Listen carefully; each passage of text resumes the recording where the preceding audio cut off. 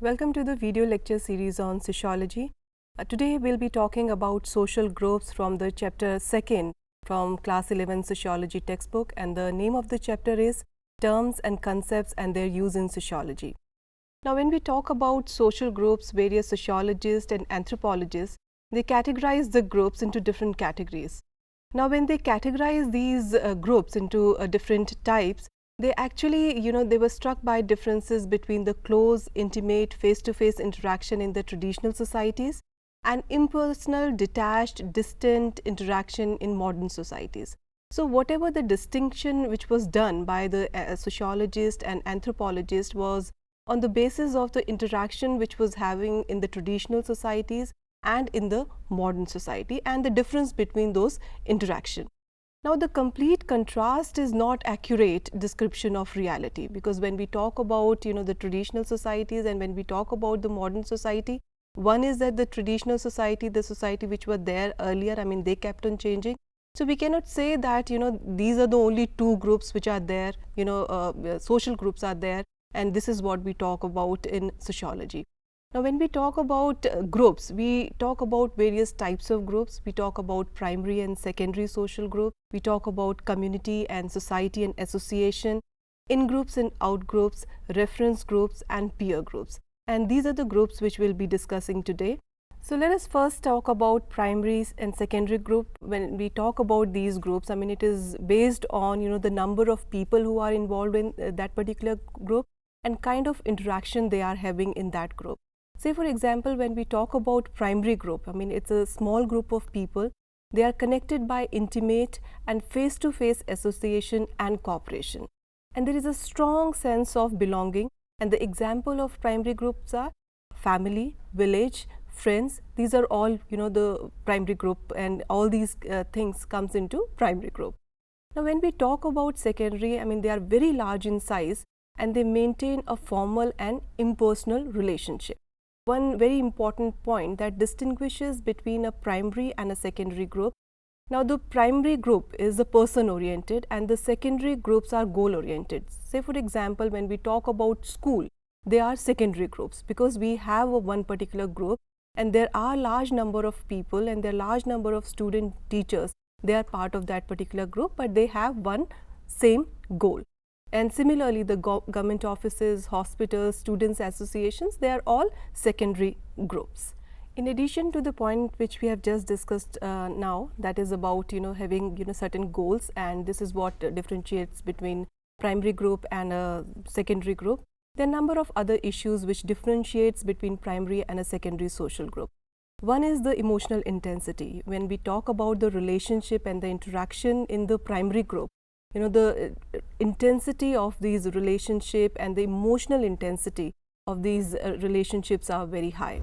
The second is scope. When we talk about primary group, the individual's entire personality is important to the group, whereas in secondary only a small piece of an individual's personality is important.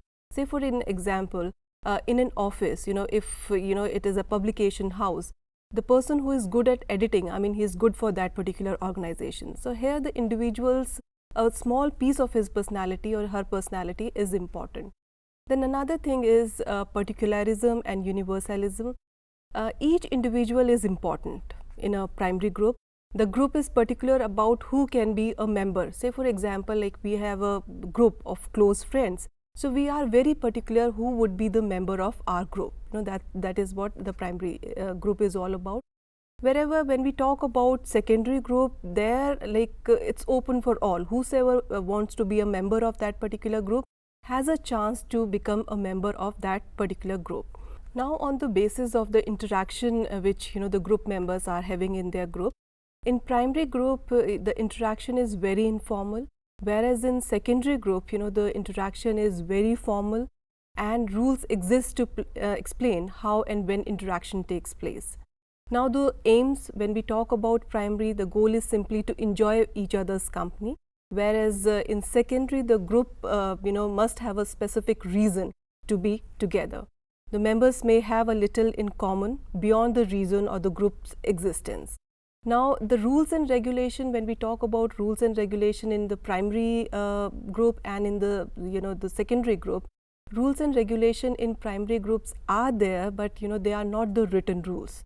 Say for example, in our family, we do have rules. We know that we have to be at home at 8 o'clock or 9 o'clock, but these rules are not written rules. They are unwritten rules, and they are very flexible rules.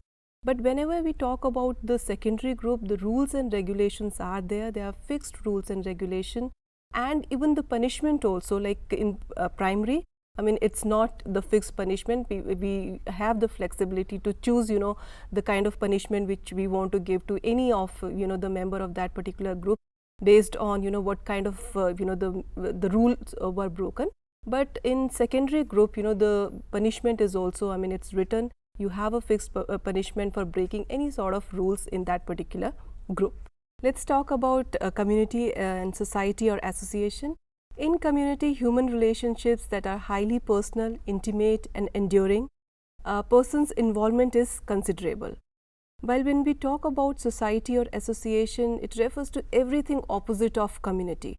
And in society, when we talk about, this interaction, the interaction is very impersonal, superficial, and the relationship which we are talking about, they are very transitory, and it actually reflects, the modern urban life. This is the main difference between the community and, the society or any association.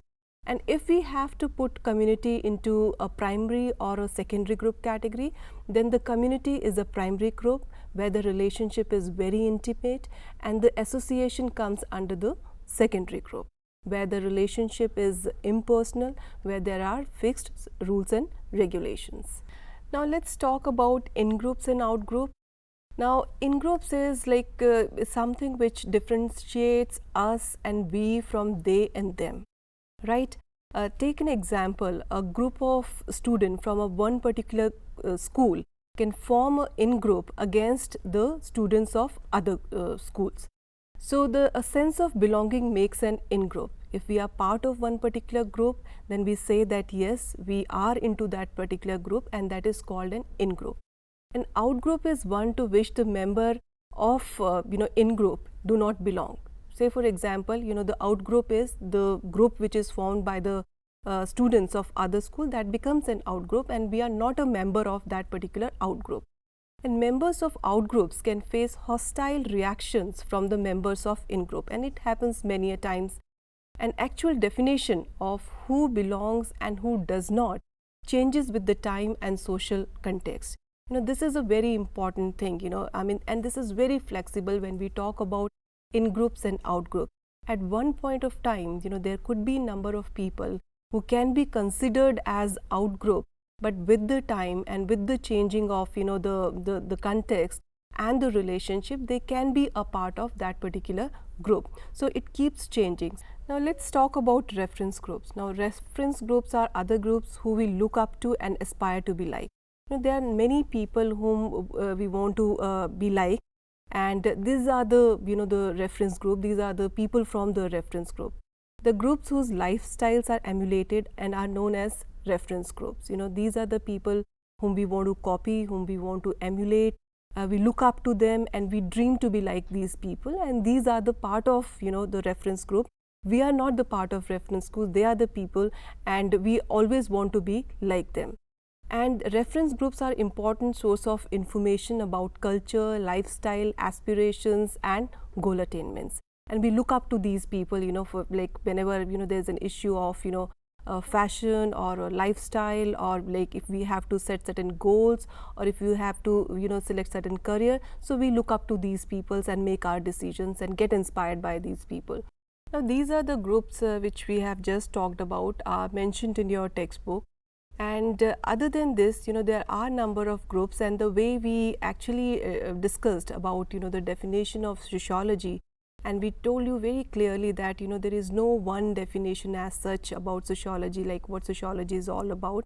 There is there are divergent views, and similarly it happens in like when we talk about the social groups also. So here we have just discussed 5 or 6 types of group, but there are number of sociologists. They have their own classification. They classified the groups into the different categories. So we'll just have a very quick look at the what kind of groups are there, and how these groups are explained by the different sociologists. Now, when we look at the Dwight Sanderson, he said that there are three types of group. One is involuntary group, voluntary group, and the delegate group. Involuntary group is like, when we talk about the blood relationship, right? And the voluntary group is like on our own will we became a part of one particular group. And the delegate group is like if we are representing certain people, and if we are elected by a group of people, and when we go and become a part of that particular group, then that becomes a delegate group. Now, according to Taunis, he says that the groups, there are two types of groups. He talked about community and society, which we have already discussed. Community means that there is a very strong interaction between the people of the community, and we talked about that there is a very intimate relationship between the people in the community, and there is a strong sense of belonging. Whereas when we talk about society, we discuss that the relationship is very impersonal, very superficial, and it's always in the transitory phase. It keeps changing with the time and with the context. Now, another classification was by Giddings. He said that there is one genetic group, there is one congregate group, disjunctive group, and overlapping group. Now, genetic group, like we just talked about, when we said the involuntary group, it's the similar to involuntary group, which is like the blood relationships. Then the congregate groups, it's the combination of like if we really want to be a member of one particular group, we have the similar interest, we became part of that particular group. Then you have the disjunctive group, right? Disjunctive group is the group wherein one particular group does not allow you to be the member of the other group, then it is a disjunctive group. And then the fourth one is the overlapping group. Overlapping group is the group wherein you are a member of one particular group, but that group, the membership of that group allows you to be the member of other groups as well. So these are the types of the groups we have. Another classification was given by George Hassens, and he classified it into around 4 categories. He says there is one unsocial group. Now, unsocial group is a group of people who are not very social, asocial, who lives in isolation.